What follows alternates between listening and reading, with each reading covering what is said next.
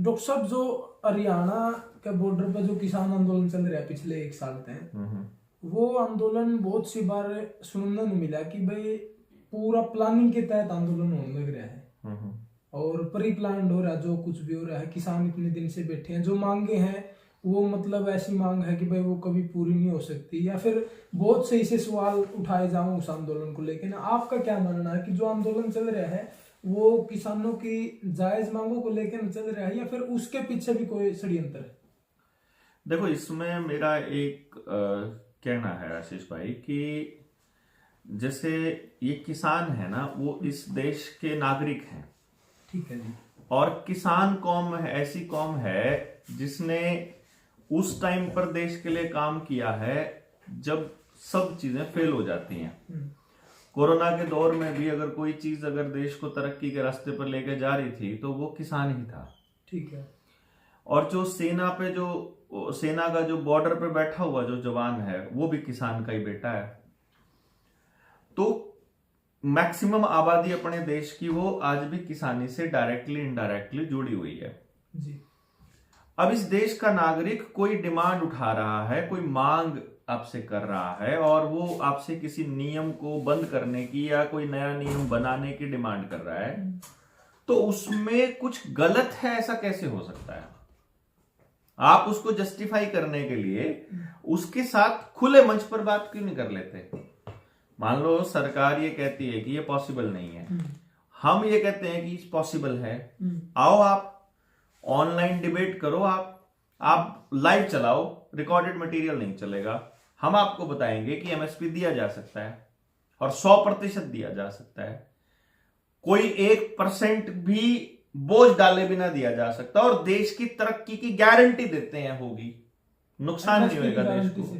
हाँ, already MSP दे तो रही है। अगर आप 35 फसलों को एमएसपी उन्होंने डिक्लेयर किया, लेकिन 35 फसलों पे एमएसपी दिया तो नहीं ना। एमएसपी देने के लिए जो ड्रामा उन्होंने चालू किया, एमएसपी के नाम पर असल में करना क्या था उनको, जिसको आप सरकार कहते हो, उसमें करना क्या था उनको? उनका काम था कि एमएसपी के नाम पर वो किसान को उन फसलों का मतलब मूल्य देंगे जिन फसलों को वो बढ़ाना चाहते हैं। समझ रहे मतलब आप? मान लीजिए किसान के खेत को बर्बाद करने के लिए कौन सी फसलें चाहिए। मैं उस दौर की बात बताता हूं आपको जब मेरे गांव में, मेरे खेत में टमाटर भी हो रहा है, खेत में अमरूद लगे हुए हैं, ठीक है, गन्ना भी होता है और सारी फसलें और सारे फ्रूट हैं, सारी सब्जी और फ्रूट सब। हाँ, खेत में टाट भी है, टाट भून के हम खा रहे हैं, चने भी है, मतलब कहने का गवार भी है, सब कुछ है। और किसान को ये सब उगाने के लिए कोई पैसा खर्च करना नहीं पड़ रहा और उसका काम मात्र या तो बारिश वाले पानी से चल रहा है और या फिर उस जो अपना नहर का जो सप्लाई होती है उससे चल रहा है। और उस टाइम पर जो बैंक मैनेजर है वो आकर मेरे दादा के पास, मुझे ध्यान है घर के बाहर हम गली में ही सोया करते, मैं दादा की खाट मारी इकट्ठी थी। तो मैं दादा का होका भर के जब आया तो वहां मिला तो मैंने नमस्ते करी, नमस्ते जी। तो उन्होंने बताया, मेरे दादा ने बताया कि ये बैंक में मैनेजर है। अच्छा। और वो बैंक मैनेजर शाम को आया हुआ है जब उसकी ड्यूटी का टाइम खत्म हो गया है और वो मेरे दादा के आगे ऐसे हाथ जोड़ के ये बैठा है, चौधरी साहब इनका तो पूंजी दे दियो, इनका तो जमा करवा लियो बैंक में। अच्छा। वो बैंक में जमा करवाने के लिए फसल की इनका फसल आवेगी ना जो, तो इनका कुछ डिपॉजिट दे देना। मतलब जो उनका शब्द था वो ये था कि इब की बार तो कुछ डिपॉजिट दे ही देना, मतलब कुछ रुपये बैंक में। यानी कि पहले जो किसान था वो बैंक में पैसे नहीं जमा करता था, वो क्या करता था, वो जो जितने भी फसल हुई या तो उसका गोल्ड खरीद लेता था, ठीक है, या उससे कोई जमीन का टुकड़ा खरीद लेता था। 4-5 अपने जानकार रिश्तेदारों से लिया पैसा और उसका उसने वो मतलब जमीन खरीद के, और फिर उसके बाद ये चीजें शायद राजस्थान के कुछ एरिया में आज भी अभी बचा हुआ है। बिल्कुल, आज भी जहां आज भी पानी नहीं पहुंचा। कौन सा पानी? जो अंडरग्राउंड वाटर है ना वो नहीं पहुंचा ना, जहां यानी ट्यूबवेल जहां नहीं पहुंचा या फिर वो जो स्प्रिंकल टाइप की वो नहीं पहुंची, वहां आज भी यही परंपरा है। क्योंकि वहां क्या सीन है, किसान को कोई भी फसल उगाने के लिए कोई पैसा खर्च करना नहीं पड़ता। ठीक है। तो जितनी भी आमदन उसके खेत में हो रही है वो प्योर बचत है, उसकी मेहनत है और बचत है। अब जब ये बैंक वाला आदमी आकर के डिपॉजिट ले रहा है हमसे, उसी टाइम पर पानी का, बिजली का और ट्यूबवेल का कनेक्शन आ रहा है, जमीन से पानी निकलना स्टार्ट हो गया। अब किसान को बटन दबाना है और ढेर पानी निकल रहा है जमीन से। ठीक है। उस टाइम पर तो 20 फुट पे मैंने ट्यूबवेल देखा हुआ है। मतलब मेरे नाना जी के यहाँ मैं देखता था, यहाँ बिचपड़ी गांव है मेरे नाना, वहां पे मैं देखता हूँ कि सुबह जाते थे और दोपहर तक ट्यूबवेल लगा के आ जाते थे। एक पाइप गाड़ी 20 फुट की और था, अगर पानी निकलता था खूब। तो पानी की कोई कमी थी नहीं हमारे पास में। इन्होंने क्या किया, किसान को केवल धान पे और गेहूं पे वो देना स्टार्ट किया, एमएसपी डिक्लेयर किया 35 फसलों पे, लेकिन दी सिर्फ 2 फसलों पे, धान और गेहूं पे। और जहां जो फसल खराब खत्म करनी थी वहां दी। यानी कि जैसे महाराष्ट्र में कपास पे दे दी एक बार कुछ टाइम के लिए, और किसी दूसरे स्टेट में किसी दूसरी जगह पे उस दूसरी फसल के लिए दे दी, लेकिन दी वहीं जहां ट्यूबवेल का कनेक्शन था। और जहां ट्यूबवेल का कनेक्शन था, साथ के साथ वहां पर उन्होंने हाइब्रिड बीज से खर्च कर रखा था। यानी देसी बीज की फसल को तो कम देंगे और हाइब्रिड बीज की जो पैदावार है उसको ज्यादा रेट देंगे। भाई इस जो ये किस्म है इसकी कम रेट है मार्केट में और इस किस्म का रेट ज्यादा है। तो किसान को पैसे के साथ कनेक्ट करके और जोड़ दिया फसल के साथ में। अब किसान जो अपनी फसल बोने लगा वो उस रेट के लिए बोने लगा। तो अब जो यूनिवर्सिटी के अंदर बैठा, जो एग्रीकल्चर यूनिवर्सिटी है ना, ये असल में रॉकफेलर फाउंडेशन के, उसकी कंपनियों के पेस्टिसाइड, यूरिया, डीएपी और केमिकल बेचने के दलाल हैं। ये जो प्रोफेसर अपने आप को कहते हैं और जो साइंटिस्ट कहते हैं ना, ये केमिकल कंपनियों के और फार्मा कंपनियों के दलाल हैं। तो जब ये दलाल आए, इन दलालों ने रेडियो पे कृषि का कार्यक्रम चालू होया, फलानी जगह पे कार्यक्रम चालू हुए, गांव गांव जाकर के इन्होंने अलग जगानी चालू करी। अलग के नाम पर इन्होंने किसान को बर्बादी का रास्ता दिखाना स्टार्ट किया कि तुम ये वाली फसल बोओगे, इसमें इतने पानी की जरूरत पड़ेगी, इसमें इतने बीजों की जरूरत, इतने कीटनाशकों की जरूरत पड़ेगी और ये सब करना पड़ेगा। कीटनाशक डाल के उन्होंने जमीन के कीट खोए, मतलब चाहे उसमें कांटो भी मरी, उसमें केंचुआ भी मरा, उसमें जो जो जो किसान के मित्र कीट थे, ठीक है, वो सारे मार दिए। साथ में पेस्टिसाइड डाल करके और दूसरे जो खरपतवार डाल करके जितनी दवाइयां किसान के खेत में उगा करती वो सारी दवाइयां खत्म कर दी। अगर ध्यान से देखोगे ना तो जितने भी खरपतवार जिनको हम कहते हैं वो सारे के सारे अक्षारीय पौधे हैं। अक्षारीय पौधे हैं जिनको हम लोग अल्कलाइन प्लांट्स बोलते हैं। वो अल्कलाइन प्लांट कभी भी शरीर को नुकसान नहीं करते। वो अगर हमारे घास में कट के आ रहे हैं तो भी फायदा देंगे, वो अगर हमारे अनाज में आ रहे हैं तो भी फायदा देंगे। उनका कोई नुकसान है ही नहीं था। जिसको आज डॉक्टर्स ये कहते हैं कि शरीर में अमल बढ़ गया है और आपको क्षारीय पौधे खाने चाहिए, वो तो हमारे खेत खेत में हुआ करते थे। उसमें तो राउंड अप जैसी दवाइयां जहर मार करके उनको तो खत्म कर दिया। तो असल में एमएसपी देकर किसान की फसलें, उसका फसल चक्कर खराब करके 2 फसलों पर सीमित करके, और अब जो बैंक मैनेजर डिपॉजिट मांगने के लिए हाथ जोड़ के खड़ा रहता था, उसने हरित क्रांति जैसे षड्यंत्र के नाम पर किसान को इतना पैसा दे दिया कर्जे के नाम पर, या फिर उसकी लिमिट बना करके, कि आज प्रत्येक किसान आज कर्जे में है। तो हर एक किसान कर्जे में है। अब वो फसल उगा नहीं सकता बिना उस कर्जे के। अब उसे फसल की कीमत आप दे नहीं रहे हो, यानी आपने उसकी बर्बादी करी है। वो अपनी बर्बादी को समझ रहा है कि मेरी को फसल का दाम ही नहीं मिलता है तो मैं कैसे सरवाइव करूंगा, उसके लिए वो अपनी डिमांड उठा रहा है। तो इसमें गलत क्या है? तुमने उसको बर्बाद किया था। जो अब तक बोला उस हिसाब से तो एमएसपी नहीं होनी चाहिए किसान के लिए, लेकिन किसान तो एमएसपी की मांग कर रहे हैं। नहीं, मैंने ये नहीं कहा कि एमएसपी नहीं होनी चाहिए। मैंने कहा, आपने कहा कि एमएसपी की आदत लगा के न और किसान को तबाही के रास्ते पे ले जा रहे हैं। वो इसका एक, मेरा इस बात को कहने के पीछे एक बड़ा फैक्टर है, इसका एक लॉजिक है। किसान असल में कभी अपने लिए उगाया ही नहीं करता था। अच्छा। किसान उगाया कर, ना किसान कंपनी के लिए उगाता था, ना किसान सरकार के लिए उगाया करता था, किसान उगाया करता था समाज के लिए। और सिर्फ किसान नहीं, समाज का कोई भी तबका अपने बच्चों के लिए या अपने परिवार के लिए या धन के लिए नहीं कमाया करता था, या पैसे के लिए, सॉरी, धन के लिए कमाया। धन कौन सा था?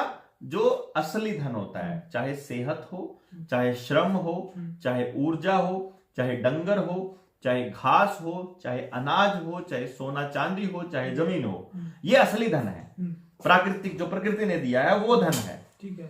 जो हमने बनाए वो कागज के टुकड़े, वो धन नहीं है, वो उस धन का रिप्रेजेंटेटिव है।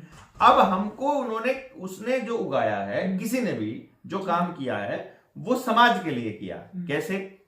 जब किसान अपने खेत के अंदर उगाएगा, कोई भी फसल उगाएगा, तो वो उस फसल को अपने तक सीमित नहीं रखेगा, उसका एक हिस्सा चमार के पास जाएगा।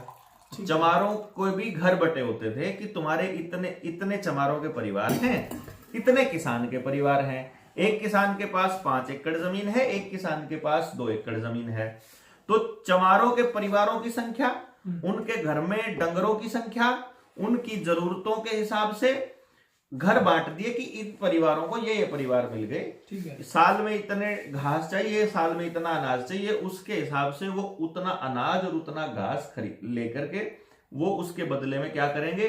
मेहनत भी करेंगे उनके खेत में, उसके खेत में मजदूरी भी देगा, और किसान उसको मजदूरी भी दे रहा है, साथ में उसको घास भी दे रहा है उसके डंगरों के लिए। और जब उसकी फसल हो जाएगी तो उसका हिस्सा था बकायदा, यानी कि कुम्हार का अलग, लोहार का अलग, सुनार का अलग, खादी का अलग, नाई का अलग। नाई पूरे गांव के जाएगा, पूरे गांव के अंदर सबके बाल काट के आएगा, जिसके बाल भी हो रहे होंगे, देखा है ना। तो मेरे टाइम पे ये था कि दादा बैठा मिलेगा, वहां बैठ के दोनों बतलावेंगे, घर सब परिवार ठीक, कोई दिक्कत हो, तकलीफ हो, नाई अपनी तकलीफ बताओगा तो दादा ने कहेगा भाई कोई दिक्कत नहीं, तू घर तक लेके जा, तेरा काम चलना चाहिए। कोई धोखा नहीं, कोई इकट्ठा करने की लालच नहीं, सबने पता, कोई बेईमानी नहीं, सब प्यार से रह रहे हैं, कुछ भी नहीं। सब हर जात के आदमी के साथ में दोस्ती, क्योंकि एक दूसरे के साथ डिपेंडेंसी। यह चीज तो नहीं देखी जाओ डॉक्टर साहब कि भाई पहले लोग शोषण ज्यादा कराया करते जाति के आधार पर, लेकिन नहीं, शोषण ज्यादा इसमें तुम्हारे परिवार में किसी ने किया शोषण? नहीं, मेरे में नहीं किया किसी ने। कौन थे वो घटिया लोग, यही लोग थे जो आज शोषण कर रहे हैं। इन्हीं के पुरखे जो आज सत्ता में बैठे हैं ना, हरामी, इनको मैं हरामखोर कुत्ते बोलता हूं, यही लोग थे, इन्हीं के परिवार वाले शोषण किया करते थे। समाज में शोषण का कोई जगह ही नहीं थी भाई।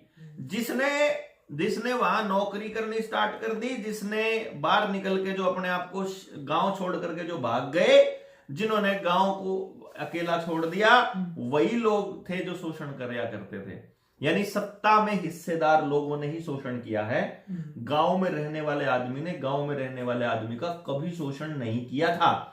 उन्होंने ऐसा दिखाया कि तुमने शोषण किया। मान लीजिए किसी एक जगह पर, मान लो एक नाइके की और एक जाटके की लड़ाई बच गई, मान लो, ठीक है, और उसमें जो ताकतवर आदमी है, क्योंकि नाई चला रहा है कैंची, उसको लठ चलाना नहीं आता, ठीक है, जाट चला रहा है हल, उसके हाथ मजबूत हैं, ऑब्वियस सी बात है लड़ाई में जाट जीतने के चांसेस ज्यादा हैं। जीतने के चांस का मतलब है कि जाट के ने वो पीट दिया। ठीक है। इस लड़ाई को अगर जाट वर्सेस नाई कोई कर रहा है तो उसने समाज का शोषण किया है। वहां बंदे बंदे की लड़ाई हुई है, कोई मुद्दा है, उसमें आदमी जो कसूरवार है उसको उसकी सजा मिल सकती है, वो ठीक है, लेकिन वहां उसको जात की लड़ाई बोलना। आपको किसी व्यक्ति ने अगर आपको अपने कुएं से पानी नहीं भरने दिया, आपको अगर किसी मटके से पानी नहीं लेने दिया, आपको आपके साथ अत्याचार कर दिया, तो उसकी जाति या उसके खानदान या उसके गांव ने नहीं किया, वो उस आदमी ने किया, वो व्यक्ति ने किया। व्यक्ति की गलती को पूरे समाज की गलती बता करके पेश करने का काम ये किताब लिखने वाले हरामखोरों ने किया है, जिन्होंने आपको गलत इतिहास पढ़ाया है। अच्छा डॉक्टर साहब, उस वक्त तो जब शोषण की बात आप कह रहे हो ना, एक बार उस दौड़ पे जाकर के देखो, उस शोषण के दौर में आपके गांव के वाल्मीकियों के, चमारों के, गरीब से गरीब परिवार के घर की लुगाइयों के पास भी सोना और चांदी हुआ करता था। ये उस शोषण के दौर में तो सोना चांदी था, और आज जब आप कह रहे हो शोषण नहीं है, तो आज किसान 50 किल्ले का जमींदार है, वो भी कर्जे में पड़ा है, सारी जमीन उसकी, मजदूर है वो भी हाँ मजदूर वो भी कर्जे में पड़ा है। मतलब आज जब आप कह रहे हो शोषण खत्म हो गया, तब तो सारे कर्जे में हैं, और जब आप कह रहे हो शोषण होता है, तब वो सारे के सारे मतलब जो है, मतलब ये तो स्टैंडर्ड ही गलत है ना बोलने वाले का। उस आदमी को ये समझाना पड़ेगा कि तुम जो गलत कर रहे थे, तो जो पैसे के साथ जोड़ना था, ये षड्यंत्र गलत था। तो एमएसपी देना आज के टाइम पे, मैं ये नहीं कह रहा हूं कि उनकी डिमांड गलत है, मैं ये कह रहा हूं कि जिस तरीके से उन्होंने एमएसपी के जरिए किसान को बर्बाद किया है, अब किसान एमएसपी के जरिए उस बर्बादी को रोकना चाह रहा है। तो वो जो चाह रहा है, सरकार कह रही है कि एमएसपी इतनी है, सरकार कह रही है कि ये रहेगी, तो उसके ऊपर गारंटी का कानून बनाने में क्या दिक्कत है? बात तो ये है, गारंटी का कानून मांग रहे हैं। गारंटी के कानून का मतलब ये है कि आपने कहा कि इस जो फसल का रेट है वो 2500 रुपए क्विंटल होगा, तो 2500 रुपए क्विंटल से कम कोई नहीं खरीद सकता, बस यही तो लिखना है उसके अंदर, सिर्फ इतना ही तो लिखना है ना। लेकिन आप एक बात और बताओ, जिस तरह जो धरना चल रहा है या फिर आंदोलन जो हो रहे हैं, आप इन्हें जायज मानो कि भाई मतलब एक और तो आप बोलोगे भाई जनता ही सरकार है, और जब जनता सरकार है तो फिर वो सरकार मतलब उन प्रतिनिधियों से अपने हक मांग रही है। देखो, जनता को ये पता नहीं है कि मैं सरकार हूं, और इस किसान आंदोलन की अगर मैं सबसे बड़ी कमी और सबसे बड़ी गलती इन किसान नेताओं की अगर आपको बताऊं, तो वो एक ही थी कि इनको ये लगा कि पिछले किसान आंदोलन की तरह ही समर्थन आएगा। इनको ये लगा कि जैसे पिछली बार हम सरकार को झुका पाए थे वैसे ही झुकेंगे। भाई, पिछली बार बीजेपी की खिलाफत करने वाली कांग्रेस थी सरकार में, अमरिंदर सिंह बीजेपी के हाथों बेशक खेल रहा था, लेकिन वहां पर उसने जानबूझ के अपनी पल्ले झड़कने के लिए, अपने आप का पीछा छुड़ाने के लिए, उसने उनको किसानों को खुद दिल्ली में भेज दिया था। खट्टर सरकार को भी मालूम नहीं था कि कौन कौन लोग कैसे कैसे लड़ेंगे। उनको थोड़ी पता था कि गुरनाम सिंह चुड़ूनी वहां से शाहबाद से तोड़ देगा बैरियर। उनको थोड़ी पता था कि जो लोग लड़ने वाले लोग कहां कहां से आएंगे। उनको शुरू में पता नहीं था। पहला पूरा आंदोलन करके, पहले पूरे आंदोलन में पूरी सीआईडी करके जो लड़ने वाले लोग थे उनकी पहचान कर ली, और अब उनको धीरे धीरे करके किसी को राजनीति के नाम पर, किसी का आपसी फूट के नाम पर, कभी राजनीतिक और गैर राजनीति के नाम पर उनको फूट करके अब अलग अलग कर दिया। और किसान नेताओं ने बिना किसानों को कॉन्फिडेंस में लिए, बिना दूसरे संगठनों को कॉन्फिडेंस में लिए, अपने ही निर्णय से खुद ही डिसाइड कर लिया कि हम ये लड़ाई लड़ेंगे। ये सबसे बड़ी गलती उन किसान नेताओं की थी जो आज मरणासन बैठे हैं, जो आज धरने के ऊपर जिन्होंने आमरण अनशन रखा हुआ है, क्योंकि अब वो नाक का सवाल बन गया। आप भी समर्थन कर रहे थे कल, तो आपने व्रत रखा था। मैंने देखो, मैं आज समर्थन ना करने का तो कोई मतलब नहीं है। मैं डल्लेवाल साहब की को मरते हुए थोड़ी देखना चाहूंगा। मैं तो यही देखना चाहूंगा कि वो अपनी कौम के लिए, अपनी किसानी कौम के लिए और लड़े और जिए, भगवान उनको लंबी करें। अब ऐसा क्या किया जाए कि आंदोलन जो है वो सफल हो, जो मांगे हैं वो पूरी हो जाए, ऐसा क्या किया जा सकता है? सबसे पहली बात, जो वहां लीडरशिप संभाले हुए हैं नेता लोग, उनकी ये ड्यूटी बनती है बाय नेम कॉल दें। गुरनाम सिंह चुड़ूनी से कोई दिक्कत है, गुरनाम सिंह चुड़ूनी को कॉल करके बुलाया जाए। कोई दूसरा नेता है, राज्यपाल है, कॉल करके बुलाया जाए। मतलब जो बड़े किसान नेता हैं, बड़े छोटे नहीं, जो किसान नेता हैं उनको कॉल देकर के बुलाने में क्या तकलीफ है? बुला लिया जाए। उसके बाद जो नौजवान हैं देश के, समाज के, उनको बुलाया जाए। जो सरकार प्रोपेगेंडा रच रही है, उस प्रोपेगेंडा का तोड़ वहां से जारी किया जाए, और गांव गांव जाकर के वो किसानों के बच्चे जाकर गांव में समझाएं कि किसान आंदोलन का साथ देना क्यों जरूरी है। जब तक आप जनता को जागरूक नहीं करोगे कि आपका आंदोलन है किस लिए। अब जनता सरकार मोर्चा वाले दौड़ रहे हैं, हमें भी न्यू वर्ल्ड ऑर्डर की खिलाफत करनी है, हमको भी शिक्षा की नई क्रांति लेकर आनी है, हम भी इस डिजिटल करेंसी का विरोध करना चाहते हैं, हम भी इन्होंने जो पूरा जाल बिछाया उसको तोड़ना चाहते हैं, हम पूरी व्यवस्था परिवर्तन करना चाहते हैं। पर बिना किसी को समझाए ऐलान कैसे कर दें?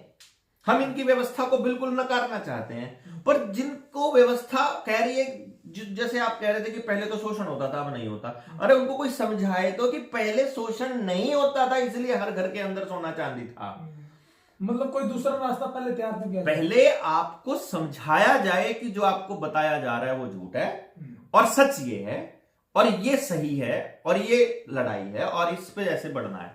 जब तक ये नॉलेज नहीं दिया जाएगा, जब तक ये समझ नहीं दी जाएगी, तब तक वो लोग अपनी लड़ाई लड़ने के लिए खुद नहीं आएंगे।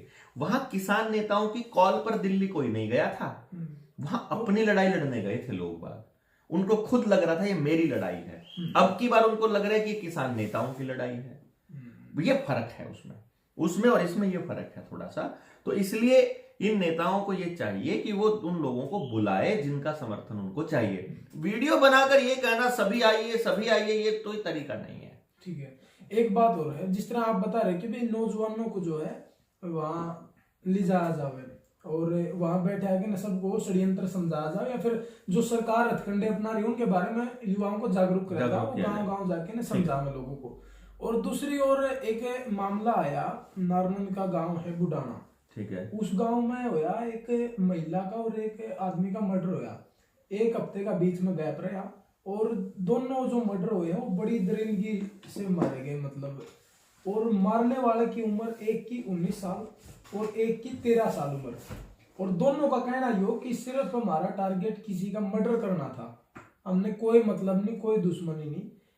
तो दूसरी ओर जो युवाओं की इस तरह की सोच आ रही है, या फिर इस तरह के जो मामले देखने मिल रहे हैं, वो सोच कहां से पनप रही है, उसका क्या कहना चाहोगे? वो सोच पनप रही है स्क्रीन से। अच्छा। आपके घर में जो भी स्क्रीन है, लैपटॉप है, टीवी है, मोबाइल है, एलईडी, ओटीटी, एलईडी, इससे पनप रही है। इससे कैसे? एक पहले एक वीडियो गेम आती थी ब्लू व्हेल के नाम से, जिसको बैन कर दिया गया था क्योंकि पेरेंट्स के अंदर बहुत ज्यादा गुस्सा आ गया था। वैसी ही एप्लीकेशंस अभी भी आई हुई है। अच्छा। गुपचुप तरीके से वो वीडियो गेम्स बच्चों को टारगेट करती हैं, क्योंकि जो आपका फ्रंट कैमरा है मोबाइल का, इसको आप ना इंफ्रारेड चश्मे से देखना। कभी मैं आपको जितने भी लोग देख रहे हैं वो उनको मैं बता रहा हूं, एक इंफ्रारेड को देखने के लिए एक चश्मा आता है। अच्छा। या एक ग्लास आता है, कोई भी ग्लास ले लो और उसको अपने कैमरे की ऐसे फ्रंट कैमरे की तरफ उसको लगा के देखना। ठीक है। आपका फ्रंट कैमरा हर 30 सेकंड में फोटो क्लिक करता है आपका। अच्छा। हाँ, मतलब फोन बंद है, इंटरनेट बंद है, उससे कोई फर्क नहीं पड़ता। ठीक है। आपका फ्रंट कैमरा फोटो खींच रहा है, आपकी हर एक्टिविटी को, उस मोबाइल को कौन देख रहा है वो हर 30 सेकंड में वहां मैसेज भेज रहा है कि इस मोबाइल को छोटा बच्चा देख रहा है, इस मोबाइल को 12 साल का बच्चा देख रहा है, इस मोबाइल को ये वाली चीजें देख